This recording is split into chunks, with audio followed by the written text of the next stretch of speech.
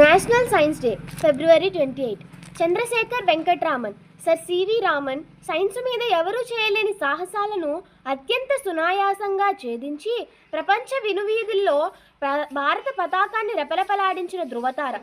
Science రంగంలో ప్రపంచ దేశాలను తలదన్నేలా భారత్ను శక్తివంతంగా చూపి అబ్బురపరిచే ప్రయోగాలకు నిలువెత్తు వేదికలా నిలిచారు సర్ సివి రామన్.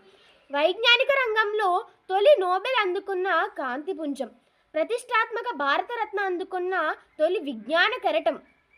ఒక్క మాటలో చెప్పాలంటే వైజ్ఞానిక శాస్త్రానికే వైద్యుడిలా మారాడు ఈ విజ్ఞాన యోధుడు.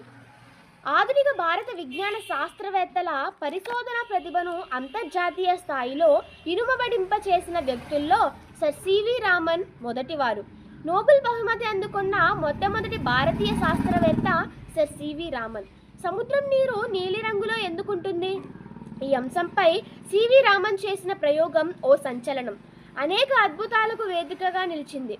ఇంగ్లాండ్ నుంచి తన తిరుగు ప్రయాణంలో ఓడలో ప్రయాణిస్తున్నప్పుడు ఆకాశం, సముద్రం నీరు రెండికి నీలిరంగు ఉండటం ఆయనను ఆలోచింపచేసింది. దీని నుండి జాలువారిన రామన్ ఎఫెక్ట్కు 1930లో నోబెల్ బహుమతి లభించింది. భారత ప్రభుత్వం కూడా ప్రథమ జాతీయ ఆశానిధిగా భావించి భారతరత్న